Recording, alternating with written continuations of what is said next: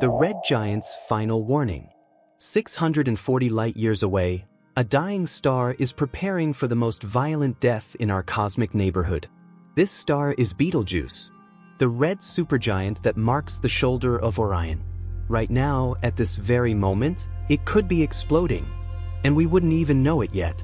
The light from that explosion is racing toward us through the darkness of space. It might arrive tomorrow or in 100,000 years. But when it does arrive, humanity will witness something that hasn't happened since our ancestors were learning to make fire. We will see a supernova visible in broad daylight. It will be bright enough to cast shadows at midnight. It will be brilliant enough to read a book by starlight alone. But here's the question that keeps astronomers awake at night. When Betelgeuse finally tears itself apart in a cataclysm that will briefly outshine an entire galaxy, will that cosmic fury reach across the void and touch us here on Earth? Can a star that far away actually threaten our world? Or are we safe, protected by the vast emptiness between the stars? The answer is far more complex and far more terrifying than you might think. The monster in Orion. Let's talk about what Betelgeuse really is. Because calling it just a star is like calling the Pacific Ocean just a puddle. Betelgeuse is a red supergiant. It is one of the largest stars we can see with the naked eye.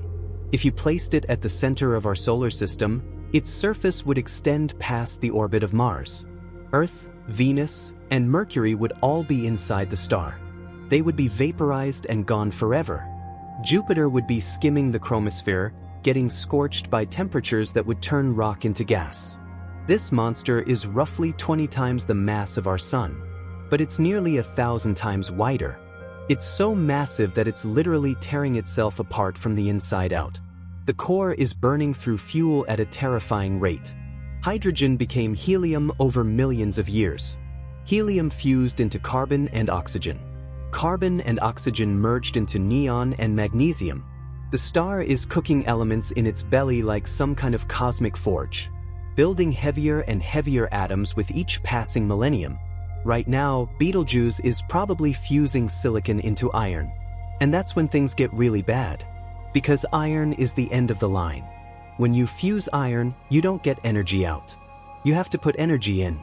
And once the core turns to iron, the star has signed its own death warrant. The pressure holding the star up against its own crushing gravity disappears. In less than a second, the core collapses. A sphere of iron the size of Earth, containing more mass than our Sun, implodes to a ball just 20 kilometers across. The collapse happens so fast that the outer layers don't even know it's happening yet. They're still falling inward with incredible momentum. And then they hit the collapsed core and bounce back violently. The rebound launches a shockwave outward at a significant fraction of the speed of light. Everything gets blown away into space. The entire outer envelope of the star, containing more mass than 10 suns, gets hurled into space at thousands of kilometers per second. The explosion releases more energy in a few seconds than the star emitted in its entire multi-million-year lifetime. That is what we call a supernova. And Betelgeuse is getting ready to do exactly that. The dimming that terrified the world. In late 2019, something strange started happening. Betelgeuse began to dim in a dramatic way. For months, astronomers watched as one of the brightest stars in the night sky faded to less than half its normal brightness. It became the faintest it had been in recorded history. And the internet exploded with speculation. Was this it now?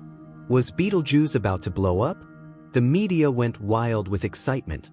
Headlines screamed about the imminent supernova.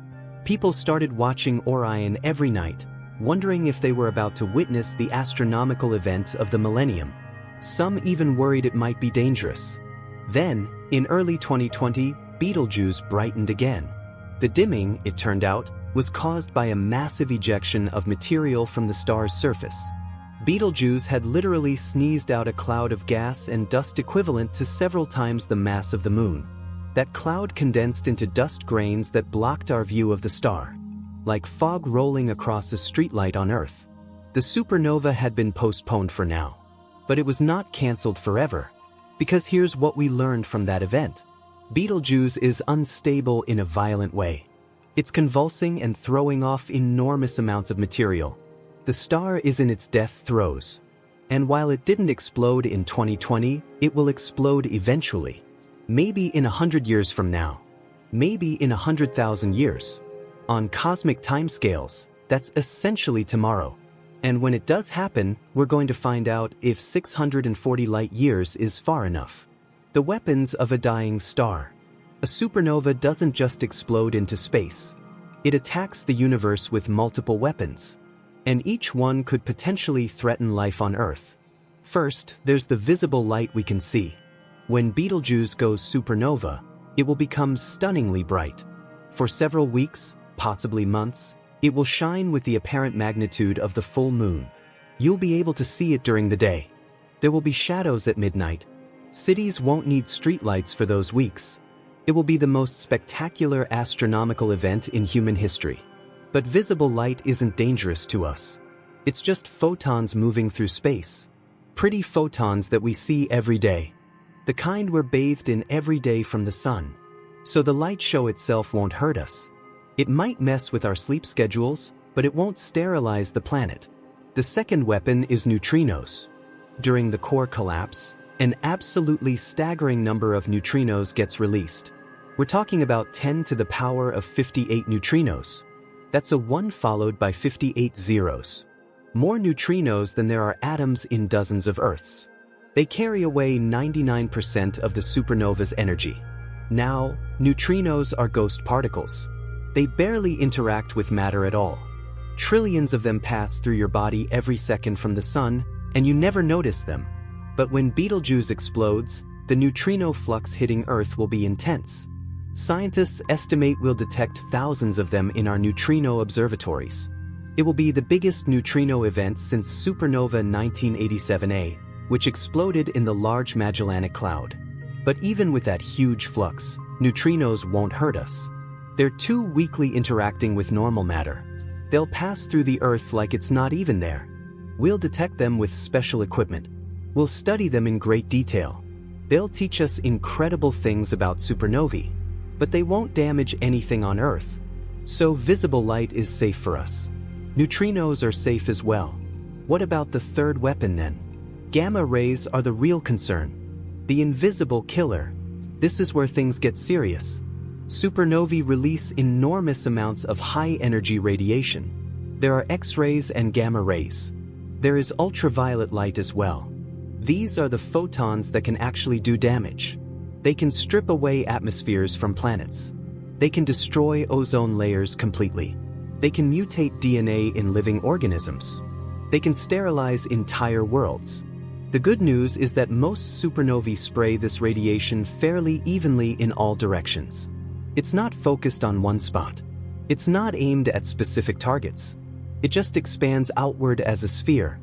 And by the time it crosses 640 light years of space, it's diluted significantly. The radiation is weakened and spread thin. At that distance, even the intense radiation from a supernova would be attenuated enough that Earth's atmosphere and magnetic field could handle it. We might see some increase in cosmic rays. There might be some enhanced auroras at the poles. But nothing catastrophic would happen. Nothing that would threaten life on our planet. That's the scenario most scientists expect from Betelgeuse. A spectacular light show in the sky. A treasure trove of scientific data. And no real danger to Earth. But there's a catch here.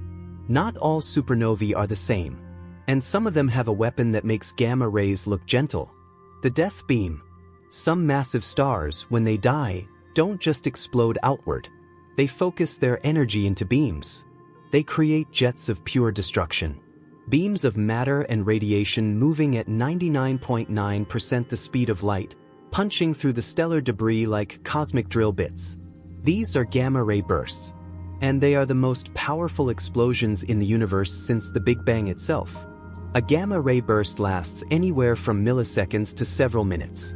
During that brief time, it releases more energy than the sun will emit in its entire 10 billion year lifetime.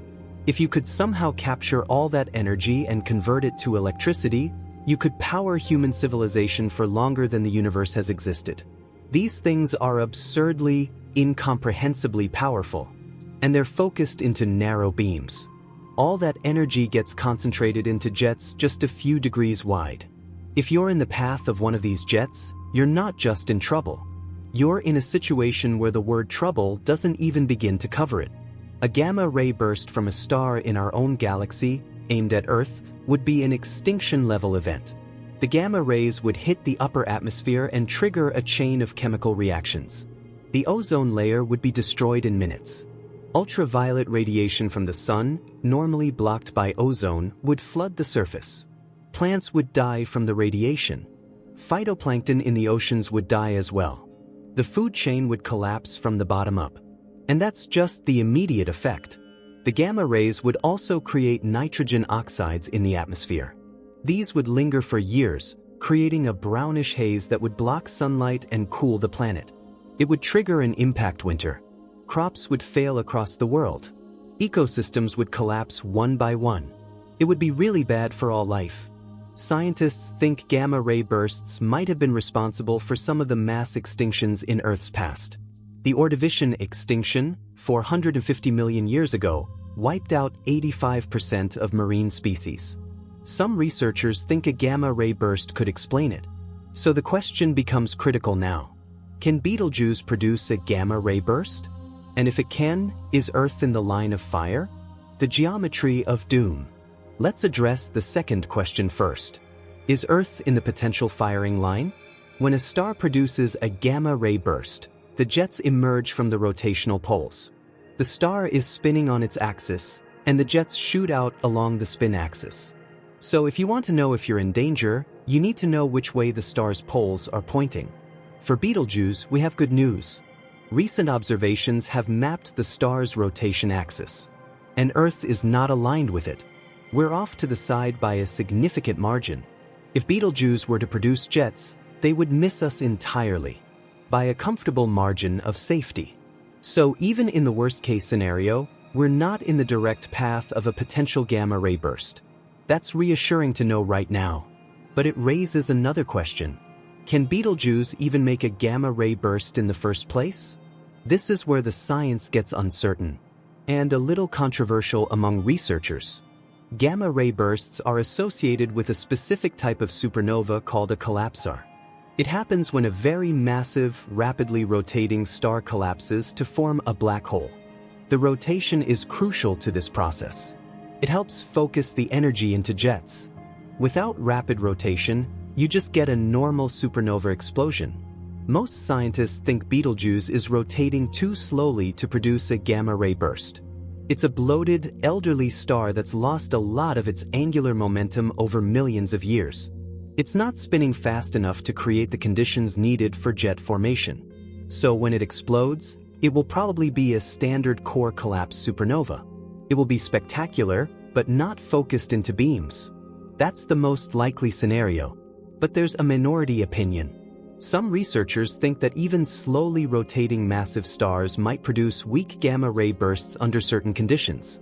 Or that Betelgeuse might have a hidden companion star that could complicate the explosion dynamics. The truth is, we don't fully understand all the factors that determine whether a supernova produces jets. And Betelgeuse is full of surprises. The 2019 dimming event reminded us of that. This star is more complex and more active than we thought possible. So while the consensus is that Betelgeuse won't produce a gamma-ray burst, we can't be 100% certain. Not until it actually explodes and we see what happens. The cosmic ray storm. But let's say Betelgeuse does what we expect it to do. A normal supernova without complications. No gamma-ray burst to worry about. No focused death beam aimed at us. Are we definitely safe then? Mostly we are safe. But there's one more effect we need to talk about in detail. The cosmic rays from the explosion. When a supernova explodes, it accelerates particles to incredible energies. Protons and atomic nuclei get boosted to near light speed. These cosmic rays spray out into the galaxy, and they can persist for thousands of years as the supernova remnant expands. Earth is constantly being hit by cosmic rays from supernovae that exploded long ago, scattered across the galaxy. They're one of the reasons you need radiation shielding in space. They can cause errors in electronics on satellites. They can be dangerous to astronauts in orbit. But the atmosphere protects us on the surface pretty well. A nearby supernova would dramatically increase the cosmic ray flux. For years or even centuries after the explosion, Earth would be bathed in higher levels of cosmic radiation. This wouldn't be instantly lethal to life, but it could have subtle effects. There could be increased cancer rates, possibly across populations. There could be more mutations in organisms. There could be potential impacts on technology, especially satellites and spacecraft orbiting Earth. At 640 light-years, the cosmic ray enhancement from Betelgeuse would be noticeable but not catastrophic. It would be an issue for space exploration and satellite operations. We'd need better shielding on spacecraft. We'd need more redundancy in electronics. But it wouldn't threaten life on Earth's surface. Unless we got really unlucky with timing. The perfect storm. Here's a nightmare scenario. It's unlikely, but it's possible to imagine. And it's the kind of thing that keeps planetary scientists up at night. Earth's magnetic field protects us from cosmic rays. Charged particles get deflected by the field and funneled toward the poles, where they create auroras. It's a pretty effective shield most of the time. But Earth's magnetic field isn't constant over time. It weakens over geological timescales, and occasionally, it flips completely. North becomes south in these reversals. South becomes north instead of its current position. During a magnetic field reversal, the field strength drops significantly. Sometimes it can drop to just 10 or 15% of its normal value. When that happens, our cosmic ray shielding gets much worse. More particles make it through to the atmosphere and the surface. These reversals happen every few 100,000 years on average. The last one was 780,000 years ago. We're arguably overdue for the next one. And when the next one happens, Earth will be more vulnerable to cosmic radiation for a few thousand years during the transition. Now, what are the odds that Betelgeuse explodes during one of these magnetic field reversals? The probability is pretty low, honestly. We're talking about a window of maybe a few thousand years out of the next 100,000 years when Betelgeuse might explode. The chance of overlap is small statistically, maybe a few percent at most. But if it did happen, the effects would be more severe than normal.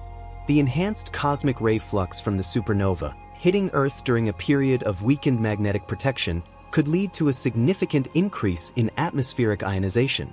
There would be more lightning worldwide. There would be more nitrogen oxides produced. There could be potential ozone depletion as well. Not as bad as a gamma-ray burst, but worse than we'd experience with our magnetic field at full strength. It's a low probability, moderate consequence scenario. Something to be aware of scientifically, but not something to lose sleep over right now. The signal we're waiting for. So when will Betelgeuse actually explode? The frustrating answer is we don't know precisely. We simply can't know for certain. The star could blow up tonight while you're sleeping. It could wait another 100,000 years. Both scenarios are genuinely possible. What we do know is that Betelgeuse is near the end of its life. Stars like this spend millions of years fusing hydrogen in their cores.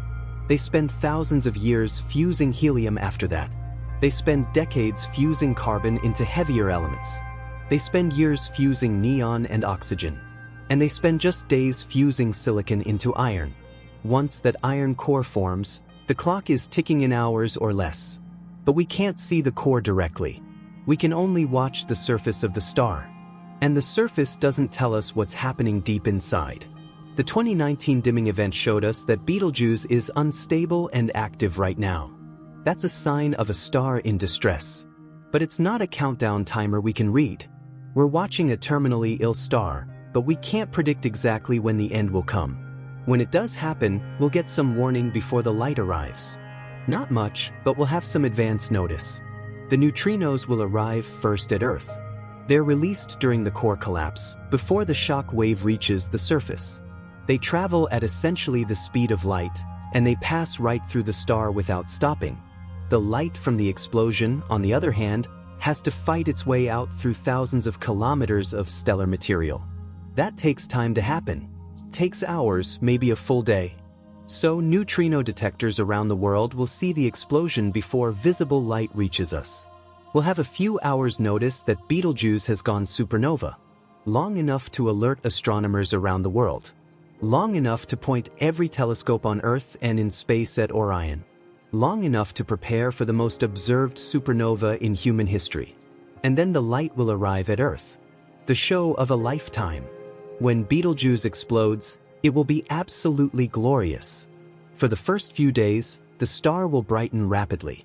Within 24 hours, it will be the brightest star in the sky by far. It will be brighter than Sirius. It will be brighter than Venus. It will be as bright as the full moon itself. You'll be able to see it during the day clearly. It will rise with the constellation Orion, a blazing point of light that doesn't move with the sun. At night, it will cast shadows on the ground.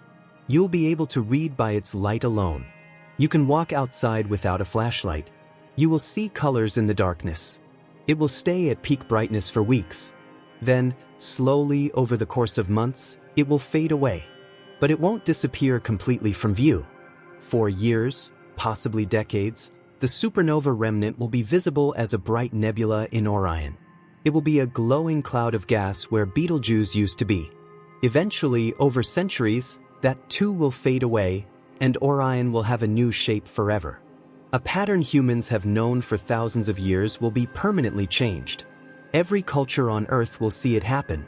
Every person alive at that moment. It will be in the news every day. It will dominate social media worldwide. It will appear in art and music and literature.